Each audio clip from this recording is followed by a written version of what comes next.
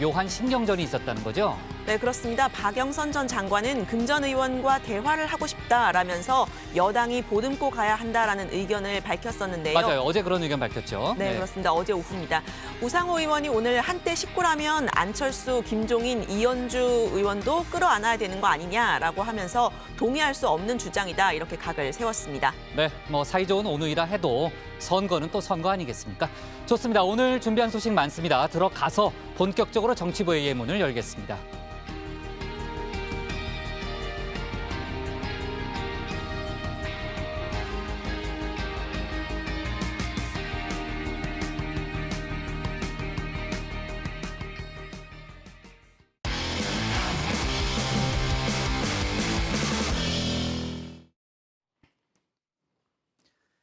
어제 민주당 이낙연 대표가 국회 연설에서 공식화한 4차 재난지원금을 놓고 민주당과 기재부, 그러니까 당정 갈등이 격화되고 있습니다. 홍남기 부총리가 보편 선별 지원을 동시에 하는 건 어렵다는 입장을 밝히자 오늘 민주당에서는 홍 부총리 사퇴론까지 터져나왔죠.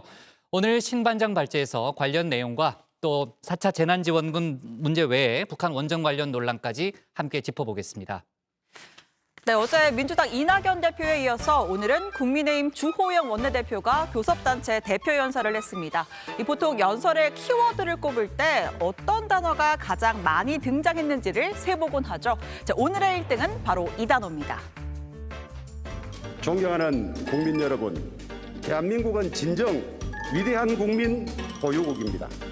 우리 국민들은 올해도 코로나와 사투를 치솟을대로 치솟은 부동산 가격으로 우리 국민들의 절망이 도대체 국민들은 어떻게 하라는 말입니까?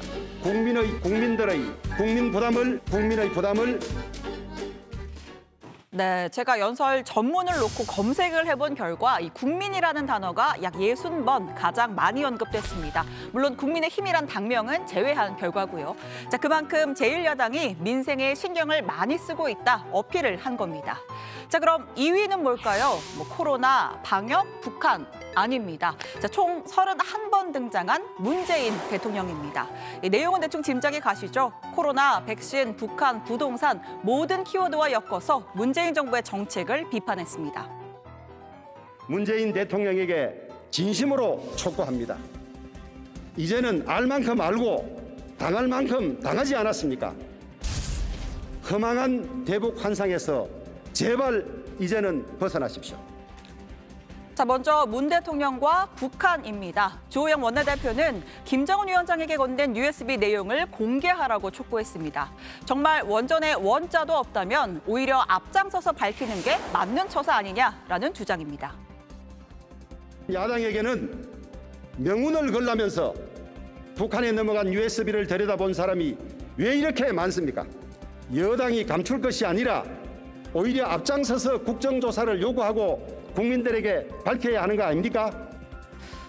또 정부가 탈원전 정책을 밀어붙일 때 산업부가 혼자 북한 원전을 검토했다는 해명도 납득되지 않는다고 했습니다.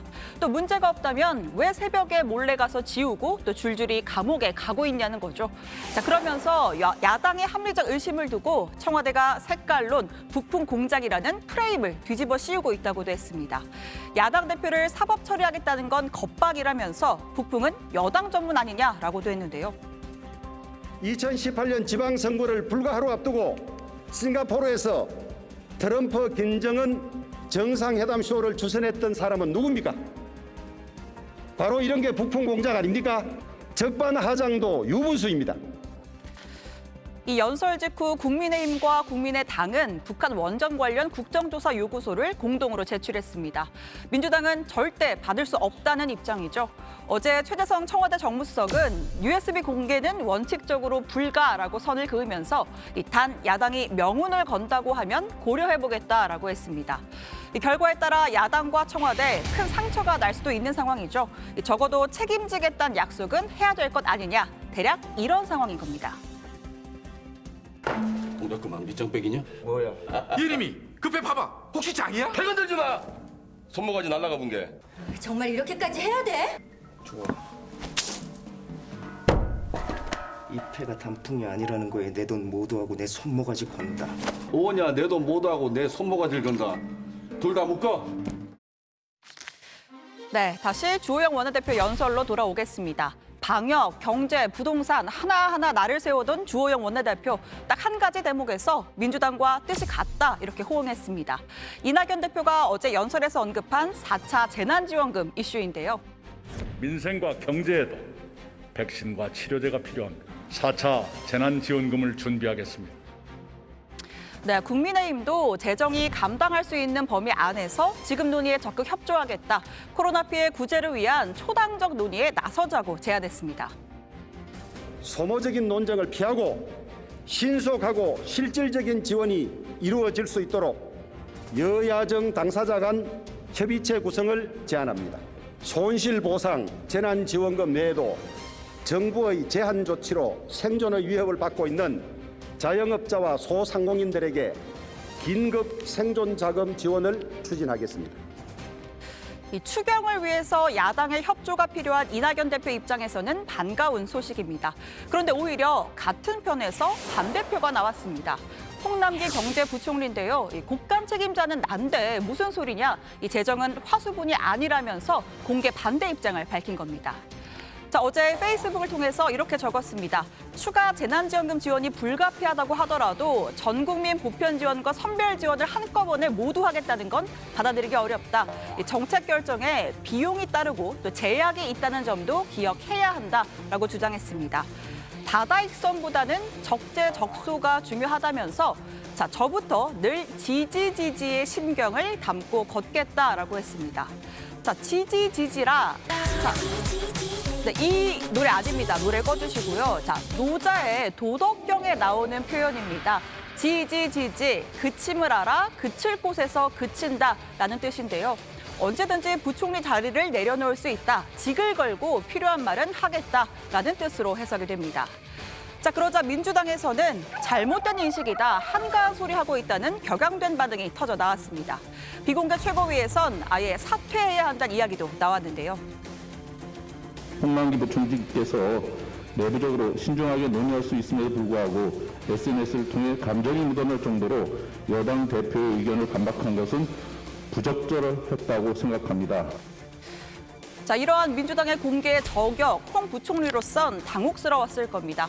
오늘 본회의를 마치고 나오면서 재차 본인의 입장을 설명했는데요. 이 과정에서 잠시 울컥이랄까 울먹이랄까 이 눈시울이 붉어지기도 했습니다. 잠깐만요. 어제 대표 연설이 저는 격조 있는 연설이었고, 다만 그중에 이제 재난지원금과 추경과 관련돼서 대표님이 말씀을 주셨는데 혹시 정부와 좀 다른 이견 사항에 대해서는 혹시 국민들에게 이렇게 확정된 걸로 전달이 될까봐 제가 드리고자 하는 내용은 어제 SNS에 굉장히 지금 말씀드린 것처럼 절제를 해서 잘 표현을 드렸다고 생각을 합니다. 네, 눈시울이 살짝 촉촉해 보이죠. 할 말을 절제해서 한 것이다. 이 민주당의 격양된 분위기에는 우려를 나타내면서도 자신의 뜻을 굽히지는 않는 모습이었습니다. 어제 입장에서 크게 변화는 없으신 건가요? 많이 숙고하고 또 절제되게 저는 이렇게 정중하게 표현을 하려고 했다는 말씀을 드립니다. 민주당에서는 내부 메시지라고 평가하기도 하던데 정말 내부적으로만 여기까지만 제가 말씀을 드리겠습니다. 네, 민주당은 대략 20조 원에서 30조 원 안팎의 벚꽃 추경을 구상 중입니다. 2월 임시국회 안에 제안을 하고 곧바로 3월 임시국회에서 통과시킨다는 게 목표인데요. 향후 당청 관계가 어떤 양상을 띠게 될지 주목됩니다. 자, 오늘 청와대 발자 이렇게 정리하겠습니다. 여당서 터져나온 홍남기 사퇴론, 홍남기 절제된 표현. 네, 지지지지 저도 아주 좋아하는 구절이에요. 도덕경 제가 아주 참 많이 읽었던 제 인생책 중에 하나인데, 하여튼 그 얘기하려는 건 아니고요. 아까 이제 홍 부총리 얘기할 때 눈가가 좀 촉촉해지고 또 목소리가 많이 떨렸죠. 그래서 이제 울먹였다라는 보도가 많이 나왔어요. 그 이후에 기재부에서 입장을 냈습니다. 울먹인 사실이 없다. 그러니까 뭐 그렇게 해석하는 거는 뭐 다 각자의 몫이겠지만 일단은 홍 부총리는 그런 뭐 울먹인 사실은 없다는 그런 공식적인 입장을 내기도 했습니다. 왜 자꾸 웃어요, 유 반장은? 마음은 울먹이는 마음이었을 것 같아요. 아, 그래요? 네. 알았습니다. 자, 어제 이제 이낙연 대표가 공식화한 4차 재난지원금 지급을 놓고서요. 민주당과 기재부 간에 또 이제 저희가 뭐 줄여서 말하면 보통 이제 당정 갈등 이제 표출되고 있고요. 민주당에서는 오늘 회의에서 홍 부총리 사퇴 주장이 공식적으로 터져 나온 거죠. 네, 그 4차 재난지원금을 보편 선별 방식으로 지급하자는 이낙연 대표 연설에 홍 부총리가 제동을 걸었죠. 정부도 왜 많이 주고 싶지 않겠냐. 하지만 재정을 고려해야 한다. 적재적소가 중요하다. 반론을 펼친 겁니다. 그러자 민주당 내에서 홍 부총리 인식이 잘못됐다는 비판이 나왔습니다. 비공개 최고위에선 아예 즉각 사퇴해야 한다는 이런 격앙된 반응이 쏟아진 겁니다. 네. 아주 그냥 편안하게 기침하네요, 그냥. 죄송합니다. 네, 괜찮아요. 괜찮아요. 뭐 할 수 없는 거거든요. 그 박 반장, 이낙연 대표는 뭐라고 했어요? 그러니까 그 홍 부총리를 직접적으로 거론을 하지는 않았고요. 그러니까 네. 빨리 당정청 협의해서 4차 재난금 논의를 하자 이렇게 애둘러서 압박을 했습니다. 늦지 않게 충분한 규모의 추경을 편성하자고 정부에 거듭 제안드립니다. 당정협의회에서는 맞춤형 지원과 전국민 지원을 함께 테이블에 올려놓고 논의하기 바랍니다.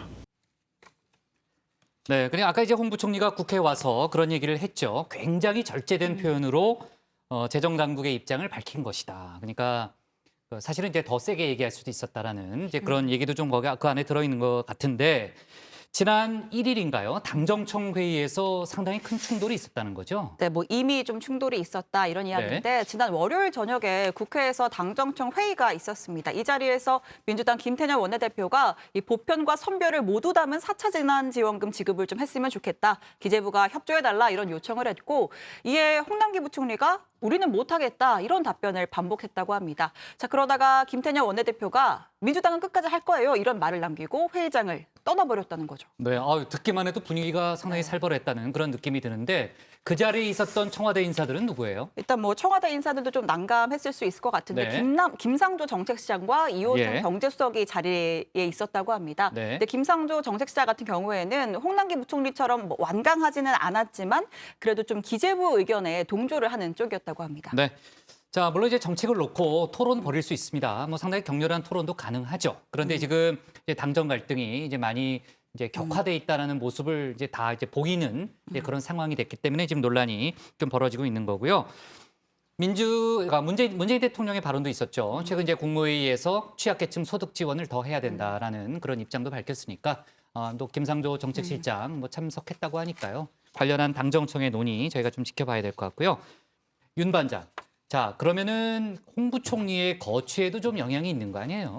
네, 최인호 수석 대변인에 따르면 민주당 비공개 회의에서 사퇴 의견이 나온 건 맞지만 우선 당 지도부가 강력한 리더십으로 신속히 기재부를 설득해서 나가는 것으로 정리했다고 합니다. 일단은 협의를 더 해보겠다는 뜻이고요. 민주당은 약 25조 원 안팎의 추경안을 2월 중 내고 3월 임시국회에서 처리하겠다는 입장입니다. 관련해서 청와대 최재성 정무수석은 재난지원금 이견은 늘 있었던 것이다. 어찌 보면 자유로운 토론이 보장된 것이라면서 이제부터 이견을 좁히는 데 집중하는 것이 중요하다고 말했습니다. 네. 자, 우리 정부가 북한에 원전을 지어주려 했다는 그런 논란이죠. 지금 야당이 이제 문제를 제기하고 있는 그 부분인데 그 내용 좀 짚어보겠습니다.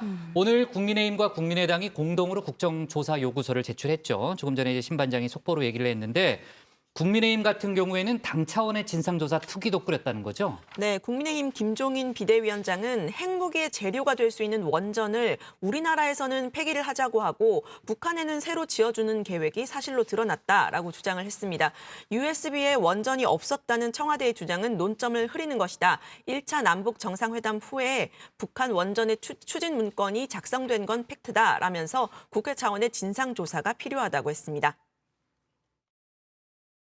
2018년 4월 27일 1차 남북 정상회담이 있었고 북한 원전 추진 문건들은 5월 2일부터 5월 15일까지 작성됩니다.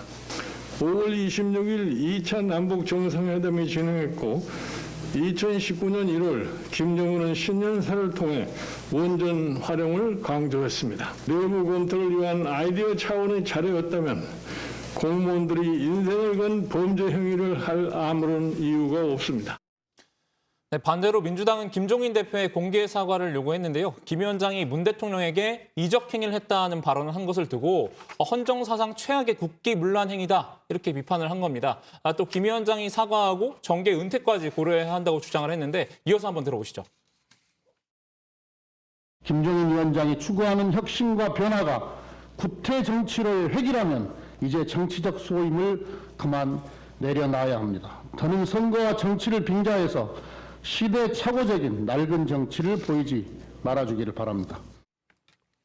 자, 아까 보니까 김종인 위원장은요, 야당 책임을 물을 거면 일단 공개부터 하고 그다음에 얘기하자 이런 반응을 또 보였더라고요. 네, 근데 국장 혹시 V 하면 음. 뭐가 생각나세요? V요? 네. 그 신반장이 무슨 얘기 할지 알 것 같은데. 네, 맞춰줄까요? 유 반장? 네. 네, 좋아요. 저는 태권 V. 제가 어렸을 때 네. 많이 놀았던, 많이 보고 네. 태권 V. 태권 V 알죠? 네. 알죠? 예. 저는 모릅니다. 저는 세대가 그 세대가 아니어가지고요. 아니, 윤 반장이 아니에요? 이 중에 네. 선배 아니에요? 선배인데 저는 요새 V 하면 방탄소년단의 V 요거밖에 모릅니다. 아, 그래요? 윤 반장도 뭐 아미 쪽이에요? 저도 네. 좀 그렇게 알려져 있는데. 찐 암입니다. 네. 아, 그래요? 네. 유 반장은? 보통은 V 하면 이거 아닌가요? 그렇죠. 네. 그게 아니고 저는 그 빅토리 아닐까요? 승리의 빅토리. VICTORY 플래그. 신반장이 빨리 정리해야 되겠어요. V는 복, 이상복 할 때. 이상복이요? 저 B 쓰는데 데이비 할 때 바꿔야 돼요? 복국장. 이상복. 너무 어색한데. 이 얘기하려는 게 사실 아니고 있고. 알죠. 다 아시죠? 오세훈 전 시장 얘기하려는 그렇습니다. 거죠? 네. 네. 이제 좀 최근에 불거졌던 해프닝 이야기를 좀 하려고 하는데요. 네. 자, 이 북한 원전 지원 의혹을 두고 이 국민의힘 서울시장 예비 후보자인 오세훈 전 시장이 이런 주장을 펼친 겁니다. 이 페이스북에 글을 올렸었죠. 산업부가 공개한 파일명 V1.1 이게 여기서 V가 대통령을 뜻하는 VIP의 약자 아니냐 이런 주장을 펼친 겁니다. 자, 그러자 민주당에서 그게 무슨 황당한 주장이냐 이런 반발이 나왔습니다. 먼저 박주민 의원은 문서 작업을 한 번도 안 해보셨냐라면서 이 V는 버전의 V다 이렇게 맞받아쳤죠. 또 이어서 서울시장 경쟁자라고 할 수 있는 우상호 의원 그러면 V3는 안철수 후보가 대권 도전 3번 하겠다는 뜻이냐 이렇게 지적하기도 했습니다. 네. 그 패러디물도 많이 나왔던데요. 결국 오 전 시장이 유감의 뜻을 밝혔죠. 네, 이 V를 버전으로 보는 게 옳다 이런 의견을 많이 받았다면서 혼란을 초래한 결과가 되어서 안타깝고 유감이다라고 밝혔습니다. 하지만 그러면서도 문제의 본질은 달라지지 않는다라면서 문재인 대통령이 직접 사실관계를 명확히 밝혀야 한다 이런 주장에는 변함이 없다고 강조했습니다. VIP라는 주장에 대해서 완전히 철회를 하신 건지. 어저께 페이스북에서 제 입장은 밝혔습니다.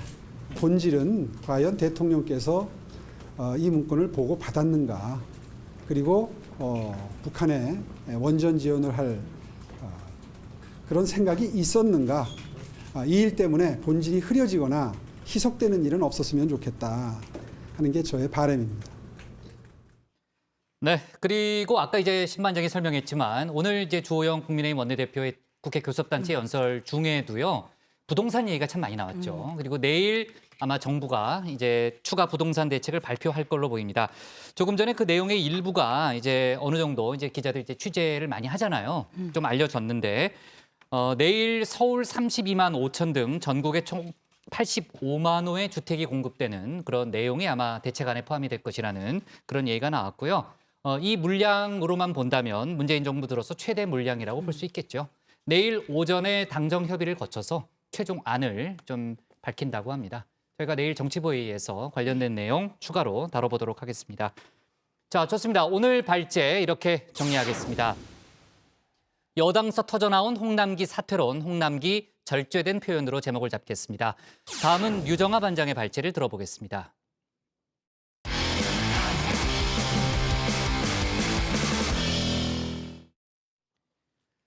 내일 민주당이 주도하는 법관 탄핵 표결이 이뤄질 예정이죠. 아마도 가결될 걸로 보이는데 탄핵안 발의에 동참하지 않은 민주당 의원에게는 일부 여권 지지층의 비난 문자가 쏟아지고 있다고 합니다.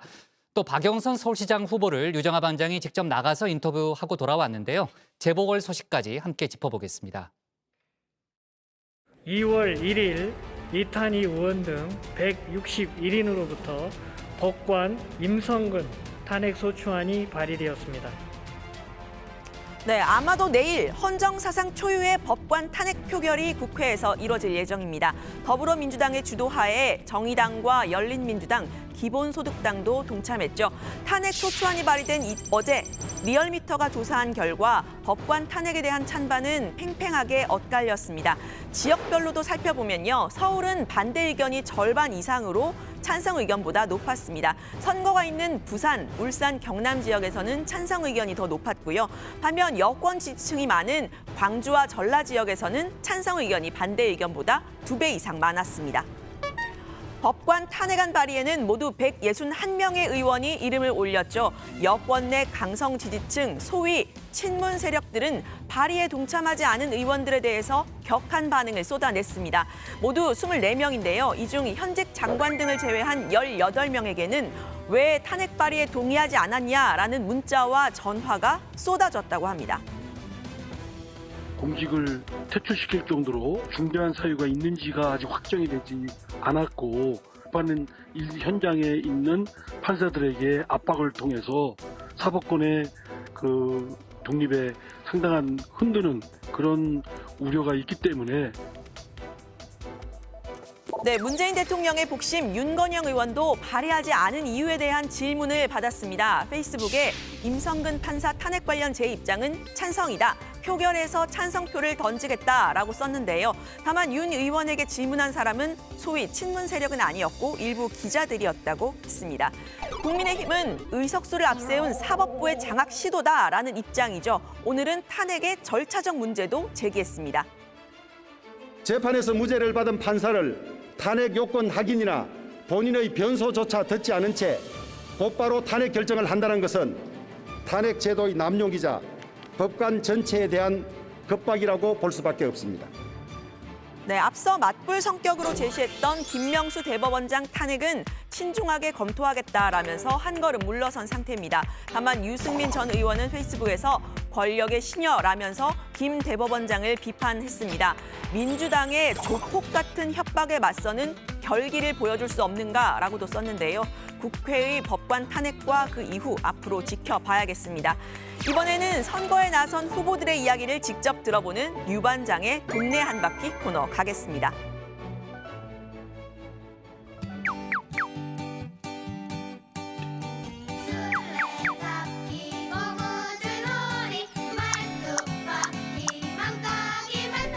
안녕하세요. 정치부의 여당 반장 유정아 반장입니다. 오늘은 갑갑한 스튜디오에서 벗어나서 이곳 동네 한 바퀴를 돌아보러 나왔는데요. 여기가 어디냐고요? 서울 연희동입니다. 서울 서대문구에 있는 연희동. 근처에 대학가가 있고 고급 주택과 아파트가 많은 동네입니다. 특히 예쁜 카페와 맛집이 흔한 서울의 핵심 상권이죠. 네, 지금 현재 시간이 8시 26분인데요. 잠시 후면 이 뒤에 있는 가게들이 모두 문을 닫게 됩니다. 오늘 여기에 중요한 분이 있다고 해서 제가 만나러 왔는데요. 한번 모셔보겠습니다. 안녕하세요. 네, 장관님 안녕하세요. 네. 날씨가 이렇게 쌀쌀한데. 네, 오늘 하필 이렇게 날씨가 추울지 몰랐습니다. 한번 네. 인사 한번 하시죠. 저희 정치부의 가족들에게. 반갑습니다. 이번에 서울시장 예비 후보로 출마한 박영선입니다. 네, 오늘 뭐 여기에 어떤 일로 오신 건가요? 한 끼 포장? 네. 우리 동네에 100년 가게가 있습니다. 이 동네 사람들이 굉장히 사랑하는 가게인데요. 하루에 빵을 다 팔고 나서 남은 것들을 어려운 분들한테도 드리고 한다고 해서 그 한 끼 포장한 그것도 좀 도와드리고 저녁을 오늘은 빵으로 좀. 빵 원래 좋아하세요? 네, 좋아합니다. 네네. 그럼 한번 가보실까요? 네. 네, 장관님 저희 정치회의 자주 보세요? 가끔 봅니다. 가끔 보셨구나. 네. JTBC의 전신, TBC와 좀 인연이 있으시더라고요. 네, 그 영상을 트셨더라고요. 보셨구나. 네. 네. 홍콩 사중창단이라고. 네, 맞아요. 이름도. 네. 그래서 이제 우리 한번 나가보자. 뭐 이래갖고 나갔는데 본선까지 진출했죠. 네. 아버지한테 엄청나게 혼났습니다. 다시 나가 공부는 안 하고 맨날 노래나 하러 다니나 이래가지고요. 예전에 제가 듣기로는 마감 뉴스 앵커를 하실 때 현장 기자들을 다 현장에 밤 12시까지 묶어놨다. 그게 이제 1983년도에 통금이 있었습니다. 그거 상상이나 되세요? 네. 그래서 통금이 해제되면서 MBC가 마감 뉴스라는 것을 만들어서 보통 11시 50분에 시작해갖고 1시에 끝납니다. 뉴스가. 막 오버하는 거예요. 뒤에 뭐가 없으니까. 뉴스 검열이 있었던 시절입니다. 그래서 못 나가는 뉴스들이 쌓여 있잖아요. 근데 그 못 나가는 뉴스들을 국장님, 부장님들이 싹 퇴근한 후에 저희가 싹 걷어와가지고 막 트는 거죠. 응? 손석희 사장 제가 1년 선배신 건 제가 알았지만 손석희 사장이 1년 후배라고 막 의시되고 있죠. 네. 그래서 제가 농담으로 우리 손석희 사장 평생 나한테 밥 사야 된다. 내가 MBC에 계속 있었으면 손석희의 시대가 열리지 않았을 것이다. 뭐 이런 이야기를 막 좀 하는 거죠, 그냥. 저도 왠지 마음이 좋더라고요. 아니 세상에 내가 아무리 1년 후배라도 그렇지 뭐 이러면서 한 말씀 짧게 네. 손석희 사장님 요즘 텔레비전에서 자주 못 뵈서 손석희 사장님을 그리워하는 그런 애청자들이 굉장히 많습니다. 자주 나와 주십시오. 여기가 이제 그 가게인가 보죠? 그렇습니다. 이게 100년 가게인데요. 이 가게가 정말 오래됐습니다. 지금까 빵이 많이 남아있네. 이 빵이 굉장히 맛있거든요. 세 번째 서울시장 도전에 나선 박영선 후보에게 본격적인 질문을 해봤습니다. 서울시장을 해야겠다 이렇게 결심한 순간은 언제였을까요? 선거를 둘러싼 여러 가지 상황들이 나빠졌기 때문에 또 주변 사람들이 운명이다 이런 이야기를 많이 하셔서 운명이다. 네. 핵심 공약 21분 컴팩트 도시 이게 되게 많이 나왔는데 어디를 제일 먼저 하시는 건가요? 일단 모델 도시가 필요하지 않습니까? 그래서 저희가 여의도를 처음에 모델화한 거고요. 그다음에 또 할 수 있는 곳이 창동 21분 안에 내 삶의 모든 것이 해결되는 출퇴근도 해결되고 통학도 해결되고 또 맛있는 빵집도 21분 안에 있고 또 병원도 있고 산책할 곳도 있고 이러면 굉장히 좀 삶이 행복해질 것 같지 않습니까? 첫 여성 시장이 되겠다라고 이제 어제 국민 면접에서도 이야기를 하셨더라고요. 야권 후보에 지금 안나오, 나오안, 오난 이렇게 어쨌든 세 분이 계신데 저는 제 일을 하는 것이 우선이라고 생각하고요. 상대방의 그 어떤 후보가 나와도 저는 좋다고 생각합니다.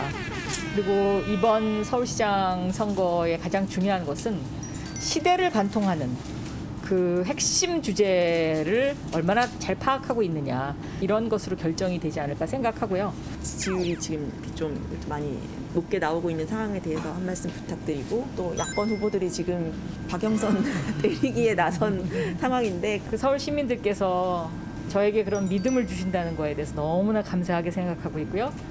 제가 좀 더 겸손한 자세로 경청하면서 시민들과 함께 공감하는 것. 그리고 이제 야권 후보님들이 뭐 저를 비판을 많이 하신다고 해요. 후보로 나왔으면 앞으로 우리가 함께 살아갈 서울의 미래에 대해서 집중하고 그것을 시민들에게 설명하고 이해를 구하고 또 경청하고 그 시간이 더 소중하다. 그러면 하지 않았어도 될 선거다 이런 비판을 야권에서는 하잖아요. 책임감이 남다르실 것 같은데 저는 그 책임감 때문에 이번만큼은 여성 시장이 탄생해야 된다고 생각하고 있고요. 여성들의 마음을 보듬고 또 그런 일이 다시는 재발하지 않도록 하는 가장 중요한 일이다라고 생각합니다. 순발력을 좀 키워드리기 위해서 박영선 삼행시 마지막으로 한번 가겠습니다. 아, 박영선으로 시작을 해야 되는 겁니까? 서울시 뭐 이런 걸로 하는 건 줄 알았습니다. 네, 서울시로 하겠습니다. 아, 그럴까요? 네, 그럼 제가 운을 띄울게요. 서울시장에 가장 최적합한 사람은 누구일까요? 울림이 있는 서울시장 후보는 누구일까요? 시. 바로 시대가 부르는 사람 박영선입니다. 오, 너무 완벽한 삼행시였습니다. 마치 준비해 오신 것처럼. 네, 오늘 시간 내주셔서 너무 감사하고요. 네, 열심히 뛰시길 바라겠습니다. 감사합니다. 네, 고맙습니다. 네. 네, 더불어민주당의 또 다른 서울시장 후보 우상호 후보 인터뷰도 곧 진행할 예정입니다. 우 후보에게 궁금하신 것들 저희 방송 중에 실시간 유튜브 댓글로 남겨주시면 제가 직접 질문하도록 하겠습니다. 오늘 발제 이렇게 정리합니다. 내일 법관 탄핵 표결, 여론은 반반. 박영선 서울시장 출마 운명이다. 네, 박영선 후보가 정치부회를 잘 보는군요. 아까 가끔이라고 그랬나요? 원래 좀 줄여서 얘기해요. 그죠? 네. 예전에 뭐 시간대 옮겨서 지금은 모르겠는데 예전에 5시 때 보면은 이제 국회에 가면 이제 의원실마다 정치부회를 다 틀어놓는 그런 모습을 볼 수 있었는데 이제 책임감을 느낍니다. 네, 더 빠르고 정확한 뉴스, 재미도 있고 또 균형 잡힌 뉴스 저희가 잘 해야 되겠죠. 딱딱한 뉴스는 가라. 가라. 네. 기회가 있을 때마다 저희가 PR을 해야 돼요. 그렇죠? 네. 자, 그나저나 아까 이제 대학가요제 영상 저희가 틀었던 거를 기억하고 있네요. 네, 그 깜짝 놀랐겠어요. 저도 이제 반장들이 옛날 사진 뭐 영상 공개하면요 정말 깜짝깜짝 놀라요. 그걸 또 찾아낸 게 저지 않습니까? 그 영상을 찾아낸 거. 네, 맞아요. 한국기자상 박 반장. 좋습니다. 자, 아까 오프닝 때 제가 이제 류 반장한테 질문을 했었는데 오늘 이제 금태섭 전 의원 문제를 놓고 이제 우상호 후보와 박영선 후보 간에 묘한 신경전이 있었죠. 네, 이 문제가 된 건 박영선 후보가 금태섭 후보와 대화를 하고 싶다라고 밝힌 대목입니다. 이 박 후보가 금 후보는 그동안 당에서 남들이 하기 어려운 이야기를 해서 공격도 많이 받았지만 그런 것들을 보듬고 가야 하는 품이 넓은 민주당 모습을 보여주는 것도 중요하다 이런 이야기를 했습니다. 민주당을 탈당한 금태섭 후보 지금은 야권의 후보로 분류가 되고 있죠. 자, 이에 대해서 우상호 후보는 금태섭 후보가 최근 국민의힘과 국민의당 안철수 후보와 제3자 단일화를 추진하고 있는데 이건 이른바 반문재인 연대다. 그리고 이런 후보를 끌어안는 것이 민주당의 품넓음을 보여준다는 생각은 동의하기 어렵다. 이렇게 얘기를 한 겁니다. 그런 논리라면 안철수 후보나 김정일 위원장 또 이현주 후보도 마찬가지 아니냐라면서 문제의 발언을 거둬주길 바란다라고 주장했습니다. 네, 두 후보가 최근에 친문 마케팅을 벌이고 있다. 뭐 저희가 그런 얘기를 많이 좀 했었죠. 뭐 친문, 친노 여러 가지 이제 얘기를 많이 했는데 박영선 후보가 품 넓은 민주당을 언급한 게 조금 이제 눈에 띄네요. 두 사람 간에 이제 묘한 각이 좀 세워져 있는 그런 상황인데 이제 본격적인 경선 모드에 들어갔다고 봐야 되는 거죠? 네, 좀 그렇게 봐야 될 것 같습니다. 앞서 네. 두 후보는 사이좋은 경선을 공언했었는데요. 하지만 우 후보가 박 후보에게 견제구를 날린 건 이번이 처음은 아닙니다. 지난 주말에 왜 굳이 강남 재건축을 먼저 하느냐라고 한 적이 있는데요. 아마도 이런 티격태격하는 모습은 경선 투표까지 계속될 것 같습니다. 박 후보는 본인의 후원 회장이 문희상 전 국회의장이다 이렇게 밝혔는데요. 원래 당내 경선을 하다 보면 각 후보 캠프에서 누가 더 의원들을 많이 끌어모으느냐 이런 경쟁도 하게 되잖아요. 이제 공식 발표는 지금 자제를 하고 있지만 이번 경선에서는 권리당원의 투표가 50%를 차지하기 때문에 물밑에서는 당심 표밭 다지기가 한창 진행되는 것으로 보입니다. 민주당은 오는 26일부터 다음 달 1일까지 4일간 서울시장 후보 경선 투표를 치를 예정이고요. 부산시장 후보 경선은 다음 달 3일에서 6일, 또 만약에 결선 투표를 하게 되면 11일부터 14일에 하게 됩니다. 1일 아니에요? 11일이에요? 네, 11일부터. 아, 11일부터요? 네. 자, 부산시장 선거로 넘어가 볼게요. 부산에서는 지금 국민의힘이 제시했던 한일 해저터널 관련한 논란이 많이 좀 화제가 되고 있는 거죠? 이슈가 되고 있는 거죠? 네, 그렇습니다. 민주당은 한일 해저터널이 일본에 더 도움이 된다면서 친일적 의제라고 했었는데요. 오늘은 가덕도 신공항에 반하는 주장이라고도 했습니다. 국민의힘에 대해 준비되지 않은 어색한 공약에 대해 사과하고 공약 취소를 촉구하라고 했습니다. 일본에 대비한 유라시아 대륙의 출발지로서의 부산의 비교 우위가 한일 해저터널로 저하될 우려가 크다는 점입니다. 그러므로 한일 해저터널 공약은 반가덕신공항 공약입니다. 네, 국민의힘 김종인 비대위원장도 직접 반대 입장을 내놨는데요. 일본에 비해 우리 경제가 취약하지 않은 상황이라면서 오히려 일본을 이용해야 한다고 했습니다. 가덕도 공항을 장기적으로 유지하기 위해서도 해저터널이 필요하다고 했는데요. 한번 들어보시겠습니다. 해저터널하고 친일하고 관계가 없어요. 과거에 우리가 일본을 상대로 할 때 우리 경제력이 굉장히 취약하고 할 적에는 마치 우리가 일본에게 잠식당하지 않느냐 해서 그런 사고를 할 수 있는데 우리 경제력도 이제는 일본과 대항해서 저희는 충분한 여력을 갖출 수 있고 이제는 일본을 우리 목적을 위해서 이용할 수 있는 이런 생각을 해야 돼요. 박 반장, 부산시장에 도전하는 후보들도 입장을 밝혔죠? 네, 국민의힘 박형준 후보는 공론화가 필요하다는 입장이라고 밝혔습니다. 오늘 아침 한 라디오 프로그램에서 해저터널이 일본의 대륙 진출의 기지화가 된다는 건 좀 옛날 얘기라고 했는데요. 지역 발전과 한일 관계의 관점에서 구체적이고 전문적인 논의가 필요하다는 입장입니다.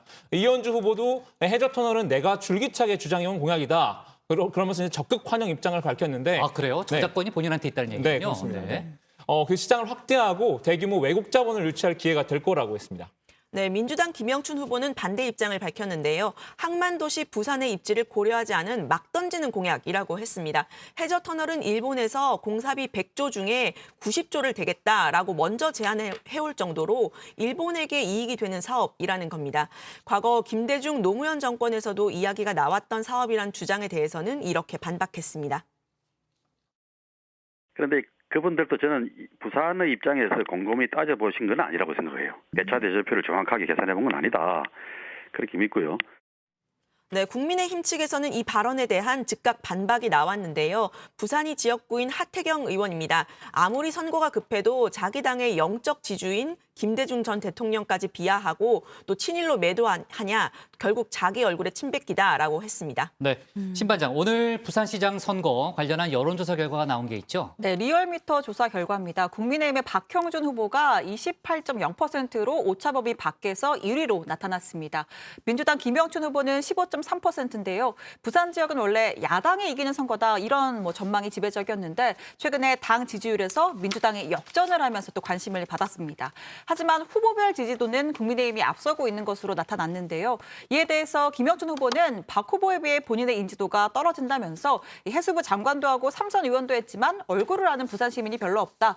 박 후보가 30m 앞에서 뛰고 있다면 제가 출발선에서 움직이고 있는 상황이다. 이렇게 또 분석을 했습니다. 다만 바닥 민심은 달라지고 있는 걸 느낀다라고도 덧붙였습니다. 네. 자, 그리고요. 이건 좀 다른 얘기인데 이낙연 민주당 대표에 대해서 간첩이라고 허위 내용을 방송한 유튜버에게요. 법원이 실형을 선고했다는 거죠, 윤 반장? 네, 그렇습니다. 지난해 4월 총선 때 얘긴데요. 이낙연 대표가 총리 시절 베트남 호치민 주석의 생가를 방문해 남긴 방명록이 있는데 40대 유튜버 A씨가 이낙연 당시 후보가 북한 김정은 국무위원장에게 충성을 맹세한 것이라고 소개한 겁니다. A씨는 당시 방송에서 이 후보는 간첩, 빨갱이, 주사파다 이렇게 주장을 했는데요. 재판부는 공직선거법 위반 혐의로 징역 6월의 실형을 선고했습니다. 표현의 자유의 한계를 넘어선 보호받을 수 없는 행위라면서 죄질이 무척 좋지 않다고 설명했습니다. A씨는 제보를 받아 허위인 줄 몰랐고 낙선시킬 목적도 없었다고 주장했지만 재판부는 이를 받아들이지 않았습니다. 네. 자, 내일도 국회에 많네요. 이벤트가 많네요. 이제 법관 탄핵 표결도 있고 또 내일부터 국회 대정부질문이 또 시작되죠. 네. 네. 류 반장이 좀 잘 챙겨줘요. 제가 챙겨보겠습니다. 네, 알았습니다. 동네 한 바퀴 좋았어요. 아, 네. 네. 그 우상호 후보 같은 경우도 이제 곧 인터뷰를 하겠다는 거죠? 네. 질문 유튜브에 남겨주시면 제가 직접 하겠습니다. 좋습니다. 자, 오늘 발제 이렇게 정리하겠습니다. 내일 법관 탄핵 표결 여론은 반반, 박영선 서울시장 출마 운명이다로 제목을 잡겠습니다. 다음은 박준호 반장의 발제를 들어봅니다.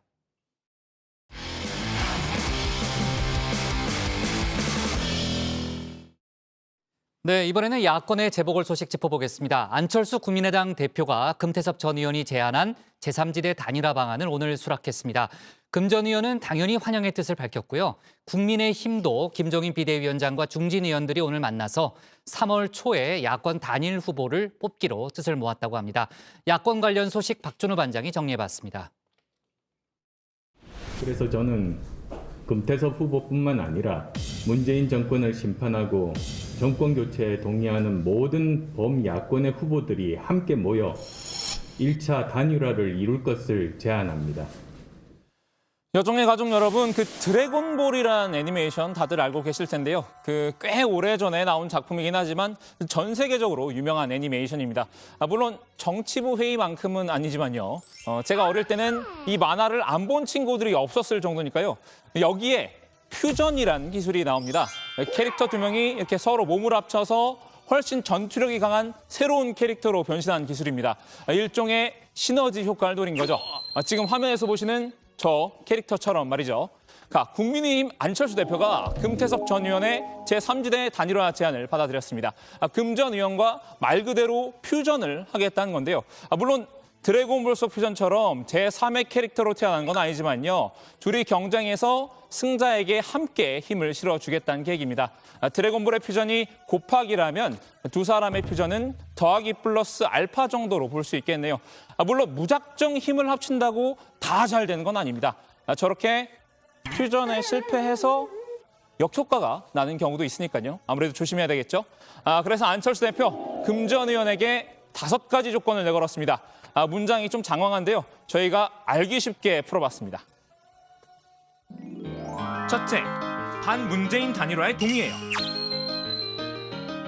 둘째, 헌법 정신 법치 훼손은 노노. 정의 공정을 바로 세워보아요. 셋째, 네거티브하면 실망입니다. 정책과 비전으로 겨뤄요. 실망입니다. 넷째, 결과에 깨끗하게 승복해주세요. 아름다운 경선 함께해요. 국민의 선택을 겸허하게 받아들이겠습니다. 다섯째, 여기서 이긴 사람이 국민의힘과 2차 경선 고고싱!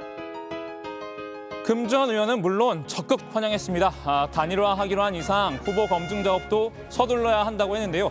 적어도 설날 이전에 토론을 하자고 제안했습니다. 특히 단일화 방법을 놓고 너무 오래 시간을 끌어서는 안 된다고 주장했는데요. 과거 안 대표 곁에서 후보 단일화를 추진해봤던 그 경험에서 우러나온 말이겠죠. 이게 단일화를 놓고 방법을 어떻게 하느냐, 이것을 가지고 오래 시간을 끌다 보면 시민들 입장에서는 보다 정교한 단일화 방안을 가지고 고민하고 있구나, 이렇게 생각하는 것이 아니라 서로 어떤 방식이 자기한테 유리한지를 놓고 삿바싸움을 하고 있구나, 이렇게 받아들일 위험성이 높습니다. 여기서 또 한 가지, 조정훈 시대전환 대표는 제3지대 단일화에 참여하지 않겠다는 입장을 밝혔다고 합니다. 국민의힘에서도 야권 단일화는 반드시 성사돼야 한다, 이런 분위기가 강해지고 있습니다. 김종인 비대위원장처럼 3자 대결에도 이길 수 있다, 이런 인식은 곤란하다는 겁니다. 내외부적으로 김 위원장에 대한 압박이 거센 건데요.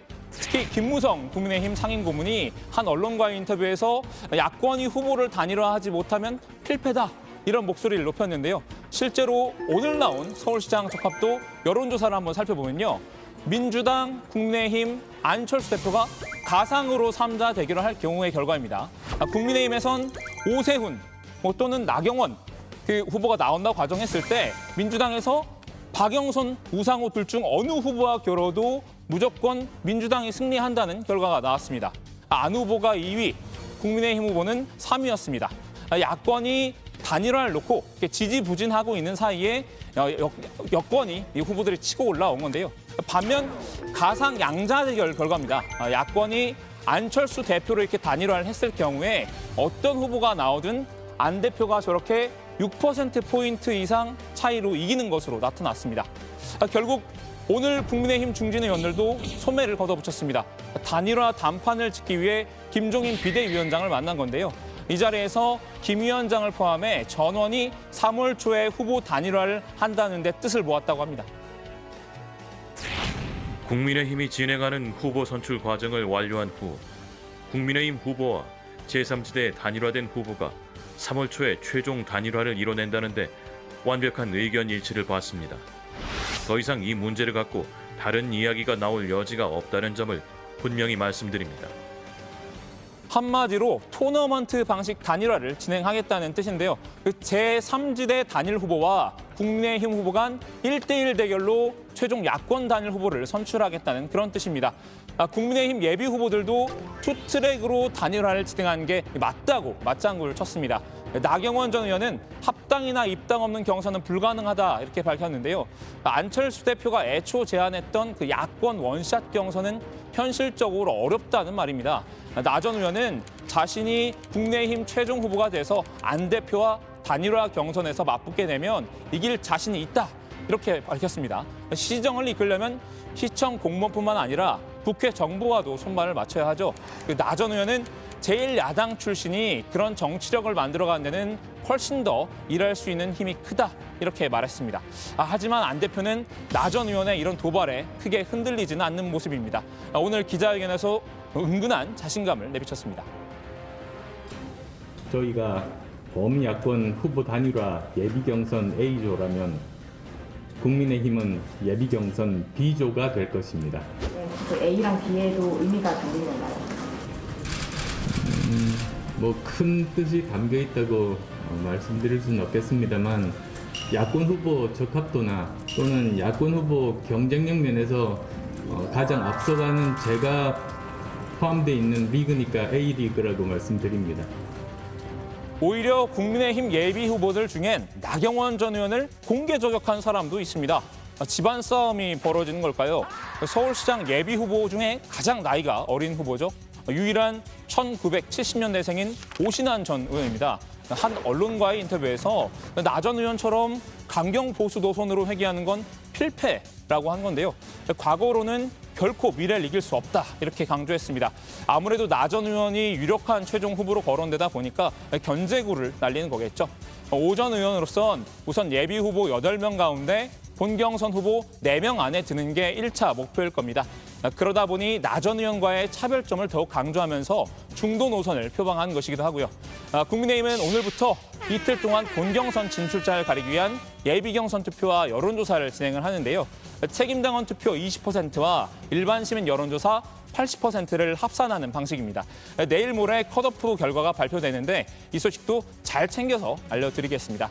오늘 야당 발제는 이렇게 정리하겠습니다. 안철수 제3지대 단일화 수락, 국민의힘 예비경선 여론조사 시작. 네, 박 관장이 드래곤볼 세대인 모양이군요. 저는 어렸을 때 보질 않아가지고 퓨전이라는 걸 잘 모르겠더라고. 드래곤볼 세대예요? 아 그래요? 저는 아까 앞서 나왔던 그 로버트 태권브이 그리고 그 이후에 그 태권동자 마루치 아라치라고 있었는데 혹시 알아요? 저는 만화 볼 시간에 공부를 많이 열심히 그래요? 해가지고. 네. 아 그래? 몰라요? 마루치 네, 잘 아라치라고 못 들어봤어요? 네, 처음 들어봤습니다. 파란 해골 13호 그런 거 몰라요? 이건 진짜 몰라요? 세대가 다르구나. 알았습니다. 자, 지금 이제 야권 단일화가 점점 속도를 내는 그런 분위기죠. 물론 이제 뭐 세상 일이 그렇지만 또 특히 이제 정치라는 거는 끝까지 가봐야 아는 겁니다. 다만 지금 야권 단일화에 큰 매듭 하나가 풀린 건 분명해 보이고요. 상당히 속도를 낼 것 같은 그런 지금 분위기입니다. 오늘 안철수 대표의 기자회견 이후에 금태섭 전 의원도 긴급 온라인 기자회견을 열었는데요. 자, 일단 그 내용부터 좀 짚어볼까요, 윤 반장? 네, 일단 단일화 관련 사항부터 좀 살펴보면요. 금 전 의원은 끝장 토론이든 밤샘 토론이든 형식에 구애받지 않고 토론 경쟁을 할 예정이라고 했고요. 단일화 방식은 논의해봐야겠지만 합리적이고 공정하게 시민들의 의사를 반영할 방법이라면 어떤 방법이든 좋다고 했습니다. 여론조사도 좋지만 꼭 여론조사가 아니라 다른 방식도 열어두겠다는 입장입니다. 안철수 대표가 제안한 조건도 받아들이겠다고 했는데요. 직접 들어보시죠. 안철수 후보께서 네거티브 하지 말고 정책 선거 하자는 데는 저는 당연히 동의합니다. 지금까지 정치를 하면서 저는 인신공격을 하거나 네거티브를 하거나 한 적이 한 번도 없습니다. 네, 단일화 외에도 여러 가지 질문이 나왔습니다. 이 북한 원전 추진 문건에 대해서 야권에서 이적 행위다 이렇게 비판을 한 데 대해서도 생각을 밝혔는데 네. 금 전 의원은 이적 행위라고 한 건 너무 급하게 성격 규정을 한 게 아닌가 하는 생각도 있다라고 했습니다. 다만 야당으로서는 의문을 제기할 수밖에 없는 상황이었고 또 의혹을 만든 정부 여당의 책임도 크다 이렇게 비판했습니다. 여당 후보인 박영선 전 장관이 금 전 의원과 대화를 하고 싶다. 앞서 그 발언을 소개했었는데요. 이거에 대해서도 입장을 직접 밝혔습니다. 들어보시죠. 제가 계속 주장하는 것은 통합의 정치를 해야 된다는 것이고 최소한 정치를 하는 사람들 사이에 많은 대화를 나눠야 된다고 생각을 합니다. 그런 면에서 박영선 후보가 됐든 다른 후보가 됐든 말씀을 나누자 그러면 저는 응할 생각입니다. 네. 금 전 의원이 상당히 발빠르게 입장을 내놨네요. 네, 그 말 그대로 긴급 기자회견을 하다 보니까 해프닝도 있었는데요. 그 온라인 기자회견이라 그 줌이란 프로그램을 이용해서 진행이 됐습니다. 금 전 의원이 서두에 급하게 준비한 기자회견이라 양해해달라고 하긴 했는데요. 거기에 참여한 기자가 택시를 타고 있다가 내리는 장면이 잡혔습니다. 이제 곧 장면 나올 텐데 지금 보신 장면인데 막 세워주세요, 빨리 내릴게요 이런 소리가 전부 다 들어갔습니다. 여러모로 좀 급하게 진행되다 보니까 이 생중계가 다 된 건데요. 처음에는 뭐 질문도 안 나오고 한동안 막아뜨면서 좀 정적이 이어지기도 했습니다. 네, 뭐 그런 해프닝이 있었군요. 네. 자, 아무튼 안철수 국민의당 대표 또 금태섭 전 의원은 언제 만나는 거예요? 이제 실무선에서 논의를 하더라도 이제 안철수 대표라든지 뭐 두 사람이 일단 만나야 뭐 좀 얘기를 빠르게 진전시킬 수 있는 거 아니에요? 일단 두 사람은 내일 만나는 것으로 이제 알려졌는데요. 그 금 전 의원이 설 전에 한 번이라도 토론을 하자고 제안을 했던 만큼 서둘러 움직일 것으로 보입니다. 만나게 되면 아무래도 경선 룰과 토론 방식 등에 대해서 논의를 할 가능성이 큰데 오늘 오전 안 대표가 기자회견에서는 두 사람의 단일화 일정이 국민의힘 일정에 맞춰 진행할지에 대한 질문도 나왔습니다. 안 대표의 답변 한번 직접 들어보시겠습니다. 실무 대표들이 모여서 함께 협의를 하면 거기서 정해질 내용이라고 생각합니다. 제가 일방적으로 그렇게 일정을 정해서 여기에 따르라 이렇게 말씀드리지는 않을 겁니다. 네. 자, 국민의당 안철수 대표를 둘러싼 여러 가지 좀 얘기를 해봤고요. 이제 국민의힘 후보들 발언을 좀 살펴볼 텐데 나경원 전 의원과 오신환 전 의원 동향은 아까 이제 박 반장이 발제해서 소개를 했으니까요. 오세훈 전 시장 얘기를 좀 해볼까요? 네, 그 북한 원전 관련 문서의 V가 VIP로 문재인 대통령을 의미한다라고 했다가 뭐 각종 패러디를 나오면서 곤욕을 치렀죠. 맞아요. 앞에 우리가 얘기해봤죠. 네. 그러니까 오전 시장은 오늘 SNS를 통해서 2020 국방백서에서 북한은 적이라는 표현이 빠졌다고 지적을 했습니다. 문재인 정권이 들어선 뒤에 2018년 국방백서에서 북한 이꼴 주적이라는 표현이 삭제가 된 데 이어서 또다시 적이라는 표현이 빠진 걸 문제 삼은 건데요. 북한이 미사일 기지를 늘리고 군사력을 강화하는 데다 핵 위협도 그대로인데 우리는 알아서 주적 개념을 뺀 것이다. 이렇게 비판을 했습니다. 또 주적을 주적이라 부르지 못하면 아버지를 아버지라 부르지 못했던 그 현대판 홍길동전이 문재인 정권에서 벌어지고 있다. 이렇게 지적했습니다. 네, 조은희 서초구청장도 오늘 국민의힘도 이 설 연휴 토론회를 개최하자 이렇게 요구를 했습니다. 안 대표와 금전위원 간 제3지대 단일화가 본궤도에 오른 만큼 보수 야권의 후보 선출 주도권을 당 밖에 뺏겨서는 안 된다 이런 겁니다. 조 구청장은 공천관리위원회가 정한 설 연휴 이후 4번의 토론회는 현실에 안주하는 우리 당의 고질적인 부자 몸조심 모습을 언뜻 보여준다. 실망할 수밖에 없다라고 지적했습니다. 또 설 연휴 전 4강 1대1 토론회로 설 밥상 민심 주도권을 가져오자 이런 제안도 덧붙였습니다. 네, 근데 사실 이번에는 코로나 때문에 이제 5인 이상 모일 수도 없고요. 설에 가족들끼리 모이기도 상당히 힘들잖아요. 지금 아마 숫자들 많이들 계산하는 것 같더라고요. 5명이 뭐 한 공간에 있으면 안 되니까요. 자, 이번 설에는 아까 류반장 코너, 새로운 코너, 동네 한 바퀴처럼 모두가 각자 동네 한 바퀴 도는 게 좋지 않아요? 아주 어제 가보니까 너무 추워가지고 그냥 집에 네. 방콕을 하는 게 좋을 것 같습니다. 또 네. 국장이 이번 설에 저희를 위해서 그 소고기 세트를 주문했다는 첩보를 제가 입수를 해서 소고기 세트를 주문했다고요? 예, 그걸 누가요? 좀 국장이 준비하셨다고 제가요? 네, 좀 전에 저희 어머니께서 카톡이 오셨는데 집에 도착했다고 그러던데. 무슨 소리예요? 왜 이렇게 가짜 뉴스를 퍼뜨리면 어떡해요? 저희 이따 끝나면 나랑 동네 한 바퀴 돌면서 좀 얘기를 좀 해봐야 되겠는데요? 지금 너무 추워가지고. 눈이 오죠 지금. 꼭 가야 된다면 윤 반장과 함께 가겠습니다. 알았습니다. 빨리 혁신 TF 팀장이 빨리 돌아와야 될 것 같습니다.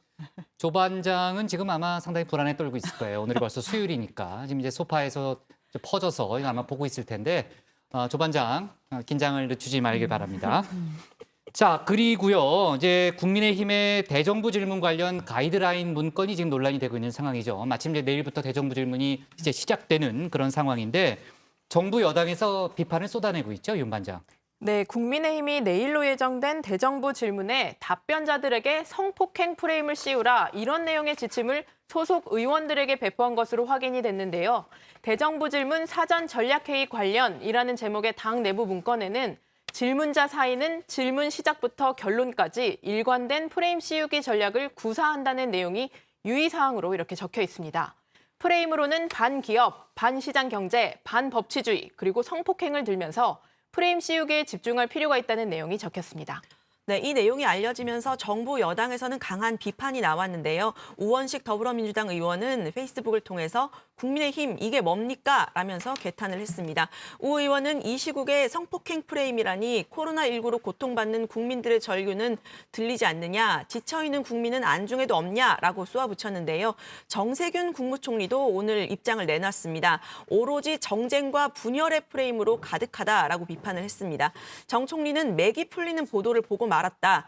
야당이 정책 토론을 해도 모자랄 시간에 정쟁의 프레임을 더 씌우겠다라는 가이드라인을 자당 의원들에게 배포했다는 내용이라고 지적을 했는데요. 정말 믿고 싶지 않다. 차라리 이 보도가 가짜 뉴스였으면 좋겠다라고 했습니다.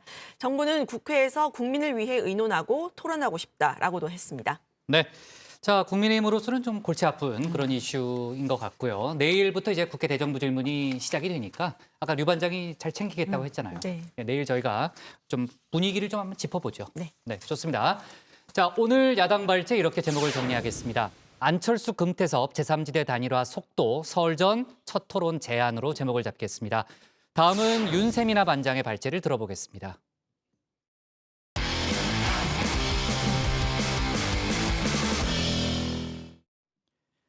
지난달 초 이란 혁명 수비대에 억류됐던 한국 화학 운반선이죠. 한국 케미오의 선원들이 억류 해제를 통보받았습니다. 이란 정부가 선언 20명 가운데 한국인 선장 1명을 빼고 나머지 19명에 대해서는 출국을 허락한 건데요. 물론 긍정적 신호이긴 하지만 아직 완전한 문제 해결과는 거리가 멀어 보이는 상황입니다. 관련 소식을 윤세민아 반장이 정리해봤습니다. 드디어 석방 결정이 내려졌습니다. 억류 29일 만입니다. 지난달 4일 호르무즈 해협 부근에서 이란 혁명수비대에 납포된 한국 캐미오 선원들 이야기입니다.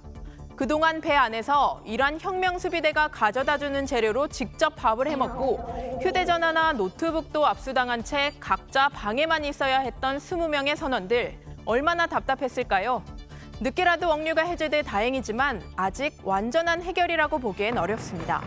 이란 측이 처음부터 주장한 환경 오염 문제의 조사가 끝나지 않았다면서 한국인 선장 1명과 선박은 그대로 억류하겠다고 했기 때문입니다. 그래도 일단 우리 정부 차원에선 한숨 돌렸다고 봐야겠죠. 망망대해 위에서 헬기와 고속정에 포위돼 납포된 우리 선박을 지키기 위해 청해부대까지 급파했던 한 달 전의 긴박한 상황과 비교하면 말이죠. 지난달 4일 사우디아라비아를 출발해 아랍에미리트로 가던 한국 캐미오가 별안간 환경오염 문제를 일으켰다고 주장하며 납포한 이란 혁명수비대.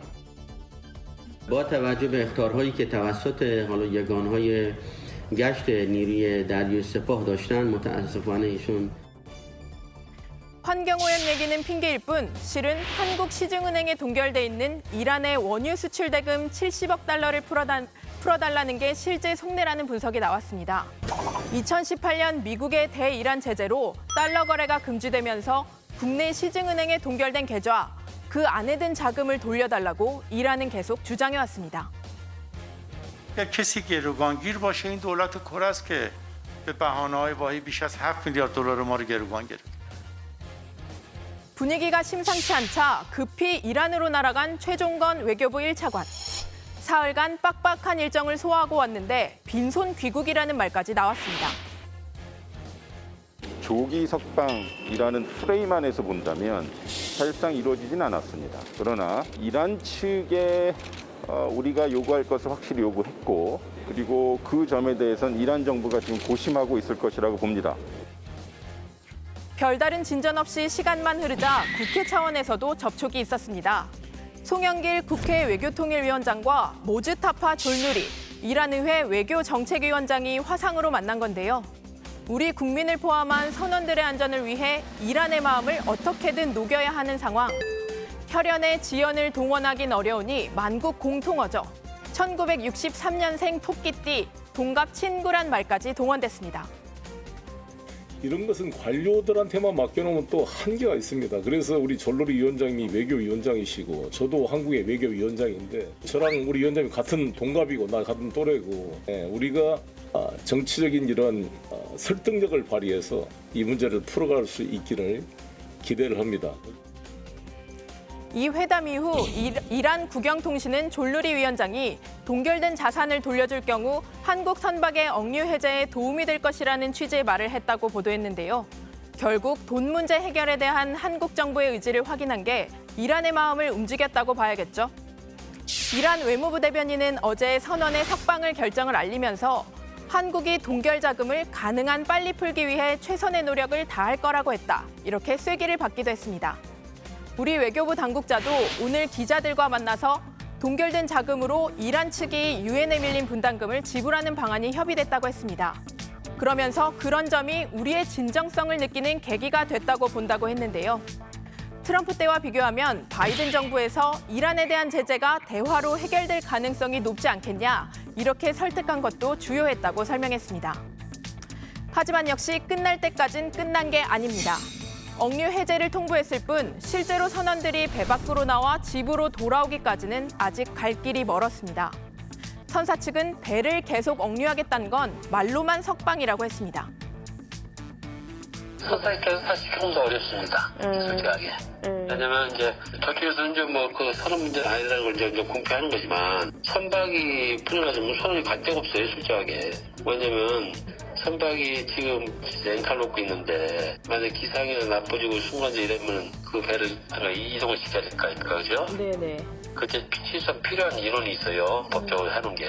그래서 만약에 선원을 비급하면 배하고 화물을 포기하는 얘기지 뭐 솔직하게. 선원들의 안전한 귀국과 아직 억류 상태로 남아있는 선장, 그리고 선박의 안전한 귀환까지 계속해서 정부의 외교적인 노력 필요해 보입니다. 참 한국 캐미오에는 미얀마 국적 선원 11명도 타고 있는데요. 이란이 억류를 해제해줬는데 정작 고국에서 일어난 쿠데타로 오도 가도 할 수 없는 신세가 돼버렸습니다. 쿠데타 사흘째에 접어든 미얀마, 아직 공항이 폐쇄된 상태이기 때문입니다. 이 선원들이 하루빨리 가족의 품으로 돌아갈 수 있도록 하기 위해서라도 미얀마 사태 하루빨리 진정돼야 할 텐데요. 그런데 쿠데타가 일어난 것 치곤 조용하던 미얀마, 내부에서 조금씩 변화가 감지되기 시작했습니다. 현지 시간으로 어제 저녁 8시, 미얀마 최대 도시 양곤에서 촬영된 영상인데요. 어두운 밤 도로를 지나는 차들이 요란하게 경적을 울리고요. 아파트로 보이는 주택 건물에선 창밖으로 몸을 내민 주민들이 각자 냄비와 양동이 그리고 후라이팬까지 꺼내 들고 나왔습니다. 미얀마에선 북을 치면서 악기를 내쫓는 풍습이 있는데 이렇게 북을 대신에 냄비나 양동이 바닥을 치면서 군부는 썩 물러가라 이런 메시지를 보낸 거라고 합니다. 하지만 아랑곳 않는 것 같은 군부. 플라잉 최고사령관은 자신이 교체한 장관들과 첫 군사정부 회의를 열고 선관위가 군부에 거듭된 그 조사 요청을 묵살했기 때문에 쿠데타는 불가피한 선택이었다. 그렇게 주장했습니다. 그러면서 폭동과 불안을 조장하기 위해 소셜미디어에 유언비어를 퍼뜨리면 처벌을 받을 수 있다며 경고의 메시지도 날렸습니다. 미얀마 상황 들어가서 조금 더 이야기 나눠보도록 하고요. 오늘 국회 발제 이렇게 정리합니다. 이란 한 달 만에 한국 선박 선원들 석방, 미얀마에서 쿠데타 불복종 운동 움직임. 네, 어제 이제 이란 정부의 입장이 이제 속보로 나왔고요. 뭐 여러 가지 이제 그 배경을 놓고 이제 많은 논의가 있었습니다. 오늘 아까 이제 그 선사 측과 하고 윤 반장이 직접 통화를 해봤지만 일단 선사 측 입장은 완전한 문제 해결이 아니라는 거죠. 나중에 이제 지금 배가 거기 억류돼 있기 때문에 배를 가지고 오려면 선원들이 그 현지에 남아 있어야 한다는 그런 주장입니다. 그러니까 이란이 어떤 배경에서 이제 그런 결정을 내렸는지 몰라도 상당히 다분히 이제 정치적인 결정일 수 있다라는 그런 얘기도 좀 나오는 상황이고요. 저희가 속보 상황 계속해서 좀 챙겨야 되는 그런 분위기입니다. 자, 미얀마 얘기부터 해볼게요. 그 조금 전에 한 언론이 보도한 내용을 보니까 일단은 군부가 그 여당 의원 등 한 400여 명을 석방했다. 뭐 이런 속보가 나오긴 했던데요. 아웅산 수지 등 지금 많은 사람들이 계속해서 이제 구금이 돼 있는 그런 상황이죠. 자, 그 아까 이제 시민들이 무슨 뭐 어떻게 한다고 그랬죠? 뭐 경적도 울리고 양동이도 들고 양동이도 나오고, 두드리고 한다고 그랬잖아요. 그러니까 이제 시민들의 뭐 불복종 운동이 시작되는 거 아니냐 이런 전망이 좀 나오고 있는데 그 밖에 또 어떤 것들이 있어요, 박 반장? 그 미얀마 전역 30개 도시의 그 최소 70개 병원에서 의료진들도 군부를 겨냥한 핀셋 파업에 나섰다고 합니다. 쿠데타에 대한 항의 표시로 그 검은 리본이나 붉은색 리본을 달고 군의 의료 지원 요청을 아예 거부를 하거나 출근을 하지 않는 움직임이 이어지고 있다는 건데요. 미얀마에선 2015년도에 의사 출신 보건부 장관이 해임되고 그 자리에 군장성이 임명되면서 수백 명의 의사들이 검은 리본을 달고 시위에 나선 적이 있었는데요. 당시 의사들이 달았던 검은 리본이 이번에 다시 등장을 한 겁니다. 쿠데타를 일으킨 군부가 1년간의 비상사태 기간 동안 선거와 코로나19 대응을 우선순위에 두겠다 이렇게 밝힌 만큼 의료진 파업은 이런 군부의 방침에도 어느 정도 타격을 줄 것으로 보입니다.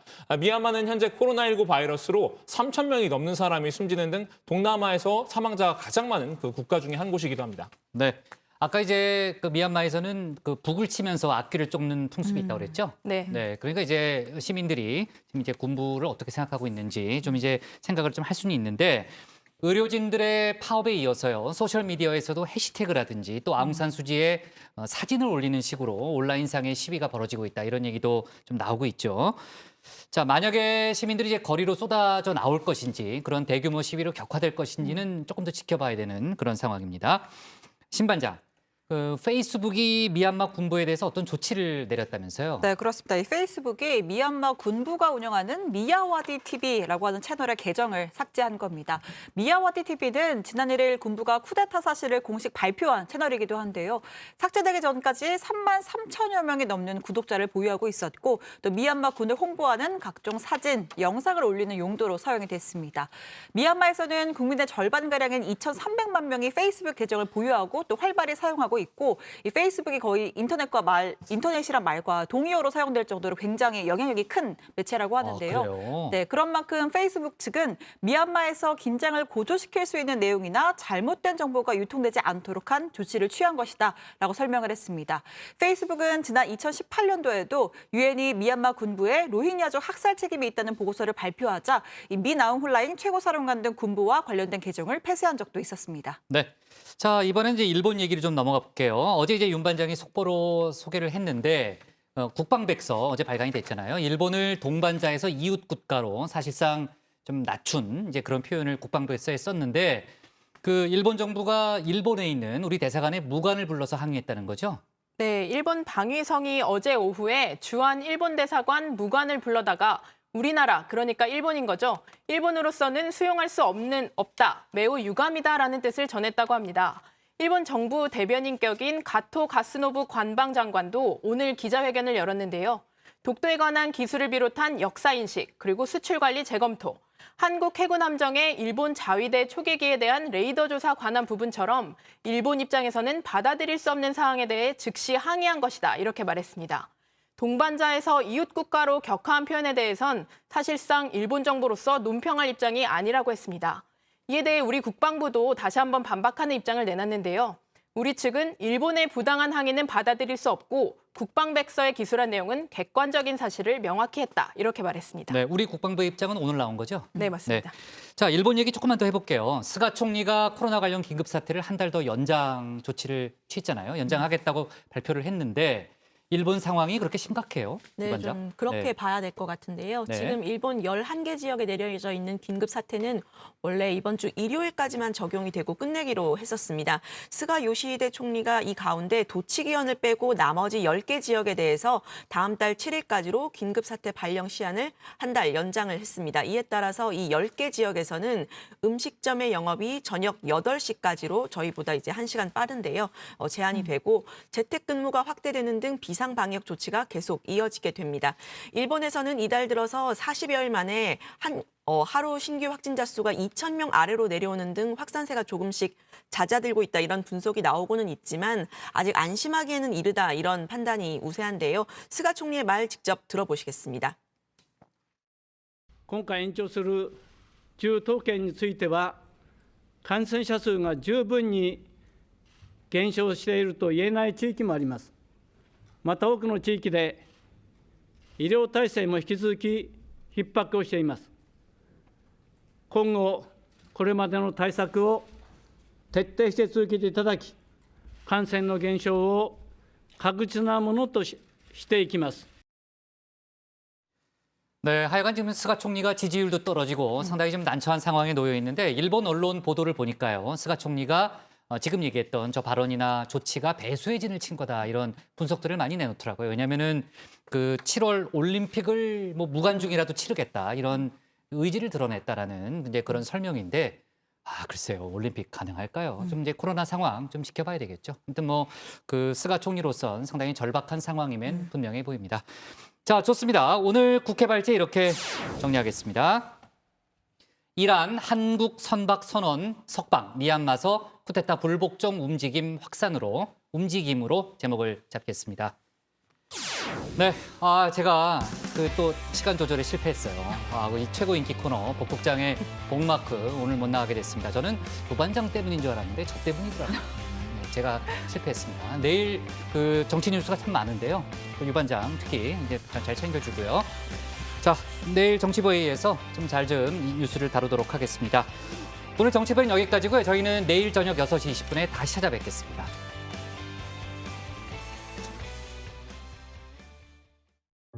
탈모 치료 의료기기 LG 프라엘